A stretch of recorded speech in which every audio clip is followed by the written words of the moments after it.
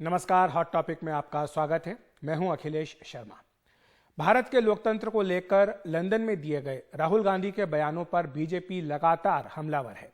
संसद में आज लगातार तीसरे दिन भी हंगामे के कारण कोई कामकाज नहीं हो सका। वहीं विपक्षी पार्टियां केंद्रीय जांच एजेंसियों के दुरुपयोग का आरोप लगाते हुए आज मार्च करते हुए निकली। वो ईडी दफ्तर जाकर ज्ञापन देना चाहती थी, लेकिन पुलिस ने उन्हें विजय चौक पर ही रोक दिया। पुलिस ने धारा 144 लागू होने का हवाला दिया। इसके बाद नाराज सांसद वहां काफी देर तक नारेबाजी करते रहे। उसके बाद वापस लौट गए।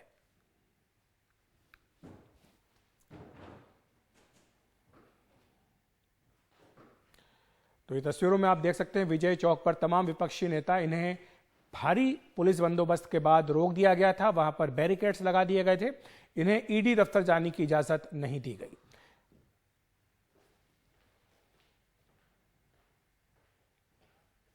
और आपको बता दें कि राहुल गांधी के बयानों को लेकर आज पूरे दिन किस तरह सत्ता पक्ष और विपक्ष के बीच टकराव देखने को मिला है। लंदन में दिए गए बयान को लेकर बीजेपी राहुल गांधी की माफी की मांग पर अड़ी हुई है। बीजेपी चाहती है कि वो सदन में आकर माफी मांगे। इसी बात को लेकर संसद के दोनों सदनों में आज भी हंगामा होता रहा और कार्यवाही कल तक के लिए स्थगित कर दी गई। प्रधानमंत्री नरेंद्र मोदी को लेकर राहुल गांधी की जो नफरत थी वही अब देश के खिलाफ होने लगी है, यह कहना है केंद्रीय मंत्री स्मृति ईरानी का, जिन्होंने आज राहुल गांधी के ऊपर हमला बोला। उन्होंने ये भी कहा कि एक ऐसे देश में विदेशी ताकतों को राहुल गांधी ने उकसाया जिसका इतिहास ही भारत को गुलाम बनाने का है। उधर राहुल गांधी ने विदेशी धरती पर भारत और इसकी संस्थाओं का अपमान किया है, यह भी स्मृति ईरानी ने आज कहकर राहुल गांधी पर हमला बोला। वहीं विपक्ष की ओर से मल्लिकार्जुन खड़गे ने जवाब दिया। उन्होंने कहा कि बोलने के अधिकार को कमजोर किया जा रहा है।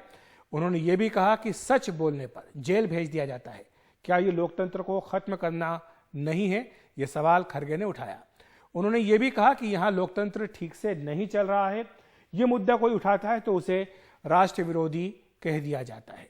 ईडी सीबीआई के दुरुपयोग का आरोप लगाते हुए आज 18 विपक्षी दलों ने संसद भवन से ईडी दफ्तर की ओर कूच किया, लेकिन पुलिस ने इन्हें विजय चौक पर ही रोक दिया, आगे नहीं जाने दिया। और आइए सुनते हैं कि राहुल गांधी के बयान पर आज स्मृति ईरानी ने और क्या क्या कहा है और साथ ही खड़गे ने क्या जवाब दिया। उनका द्वेष प्रधानमंत्री मोदी जी के लिए भारत के प्रति द्वेष में तब्दील हो चुका है। आपने जाकर विदेश में कहा कि आपको हिंदुस्तान की किसी यूनिवर्सिटी में बोलने का अधिकार नहीं, तो 2016 में देश की राजधानी में एक यूनिवर्सिटी में जाकर इस बात तक का आपने समर्थन कर दिया जब नारा लगा भारत तेरे टुकड़े होंगे। वो क्या था राहुल गांधी? अपनी यात्रा में आपने स्वीकार किया जम्मू में 1 महीने पहले कि भारत में शांति है, सौहार्द है।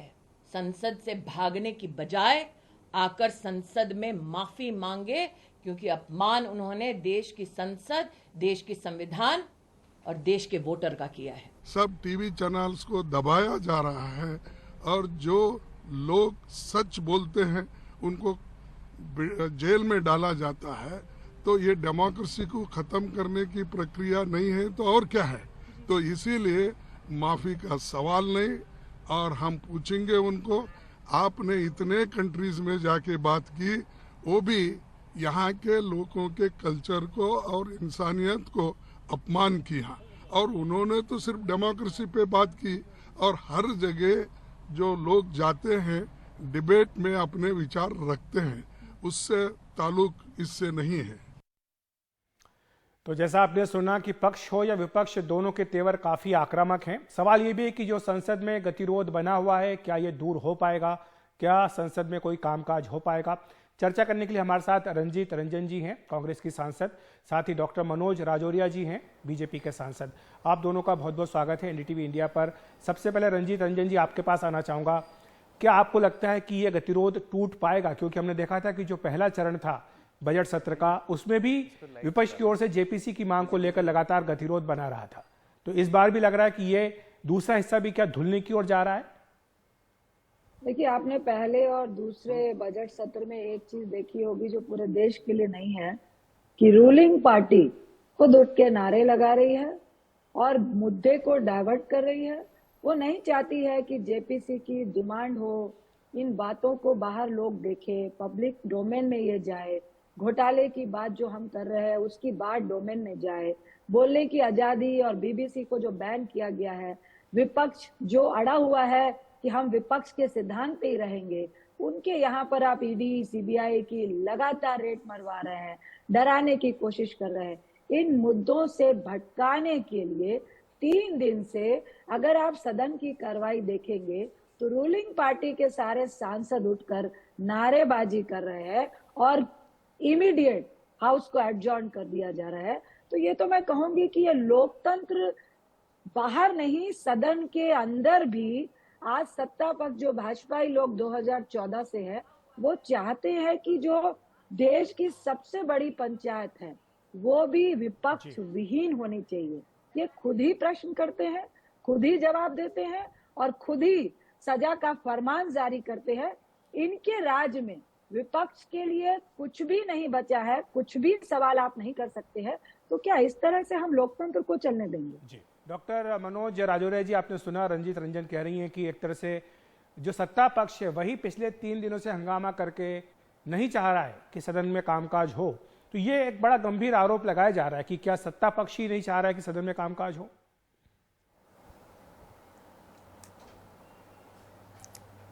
देखिए, ये तो एक सीधी सीधी जो एक हिंदुस्तान में कहावत है कि चोरी की चोरी और सीना जोरी।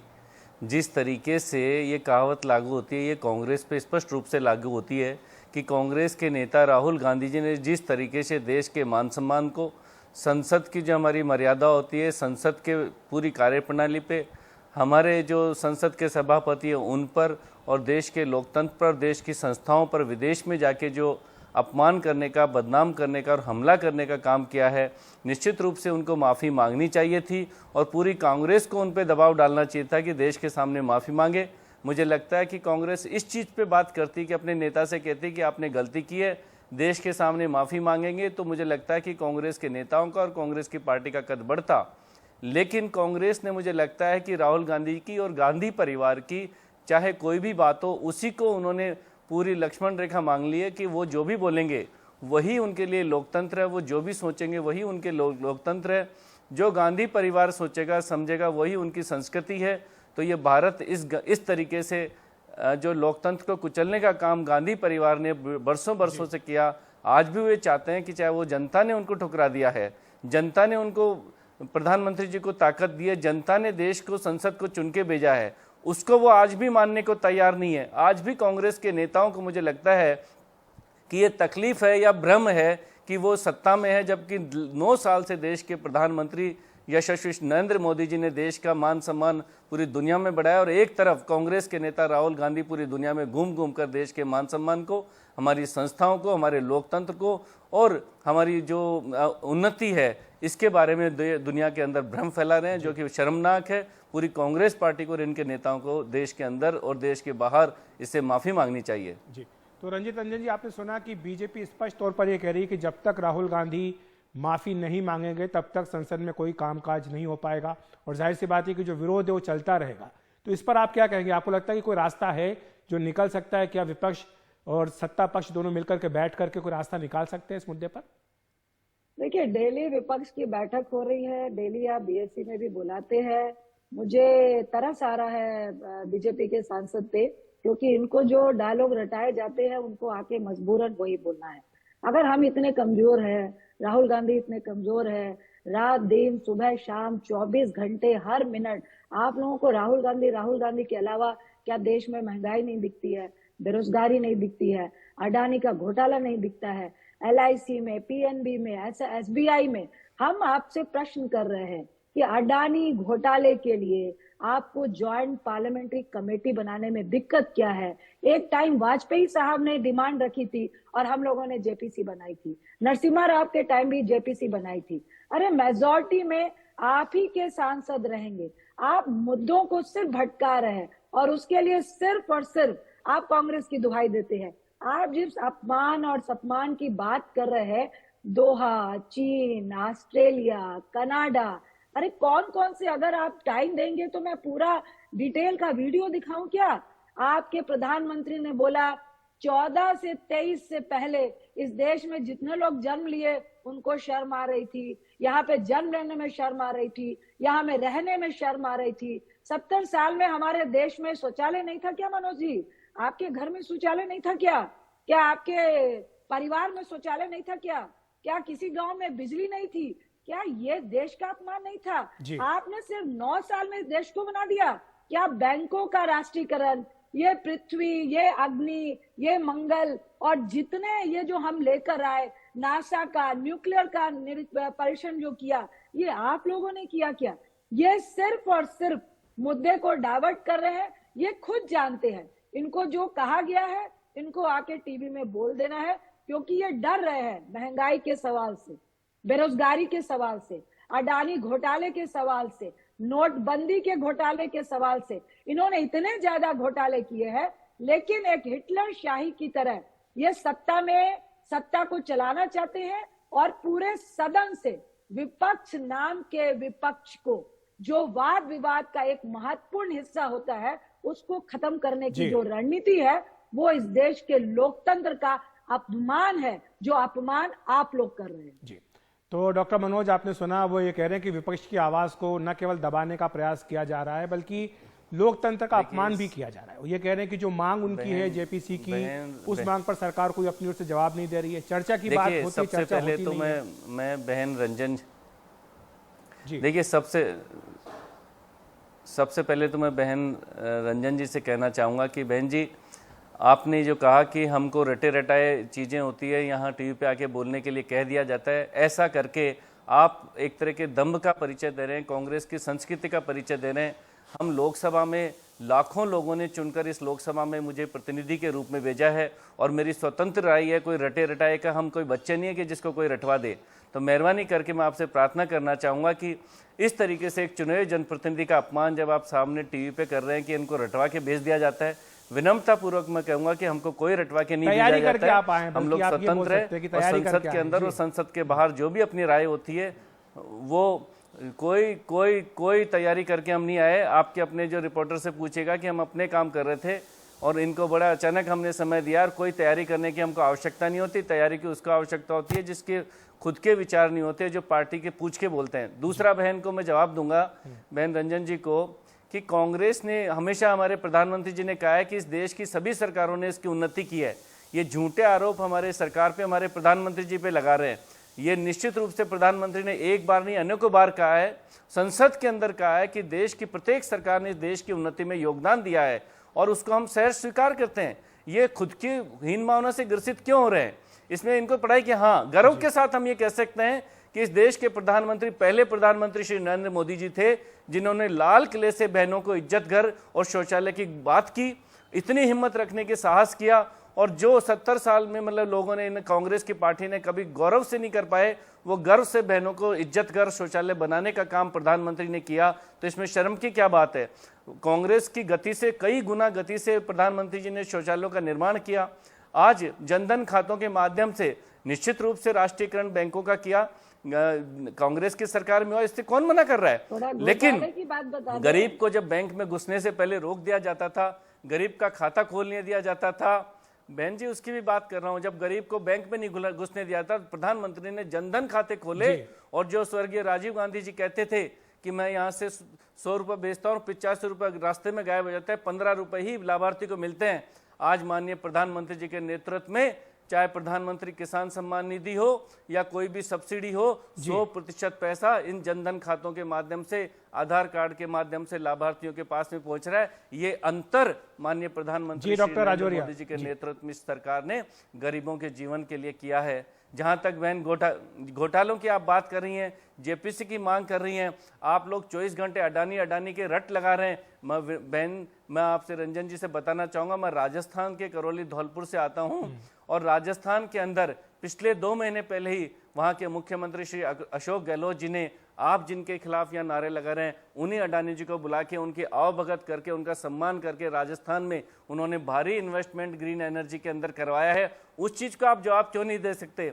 भारत की सरकार किसी उद्योगपति के साथ नहीं है, भारत की सरकार भारत की जनता के साथ में है। भारत की सरकार, माननीय प्रधानमंत्री नरेंद्र मोदी जी की सरकार गरीब के साथ है, किसान के साथ है, युवा के साथ है, महिलाओं के साथ है, इस देश के प्रत्येक उस वर्ग के साथ में है, 130 करोड़ जनता के साथ में है, जो इस देश के सम्मान के लिए, जो इस देश की उन्नति के लिए, प्रगति के लिए एकजुट है। उसके लिए नरेंद्र मोदी जी की सरकार है, किसी बिजनेसमैन के लिए नरेंद्र मोदी जी की सरकार नहीं है। हाँ, लेकिन कोई भी व्यापारी अगर इस देश में सम्मानपूर्वक, ईमानदारी से, न्याय से, कानून की व्यवस्थाओं के तहत अगर व्यापार करता है तो उसको सम्मान देना और उसको अधिकार देने का भी जिम्मेदारी सरकार की है। उसमें कोई भेदभाव और कोई नाम लगा के, ये किसी कांग्रेस के जमाने में होता था कि बड़े बड़े व्यापारी जी डॉक्टर मनोज के नेताओं के फलते फूलते थे, आज मोदी जी की सरकार में उनके दरवाजे बंद हो गए। जी माफी चाहता हूं, मेरे पास समय की कमी है। की बात करते हैं तो इनको डरने की कहां आवश्यकता है? जी डॉक्टर मनोज, आपका शुक्रिया। घोटाले नहीं किए हैं। जी रंजीत रंजन जी, आपका भी शुक्रिया, आप हमारे साथ जुड़े। माफी चाहता हूं दोनों से, मेरे पास समय की कमी है, समय का अभाव, इसलिए मुझे ब्रेक लेने के लिए कहा जा रहा है। मुझे ब्रेक लेना होगा। हॉट टॉपिक में हम एक ब्रेक के बाद तुरंत हाजिर होते हैं।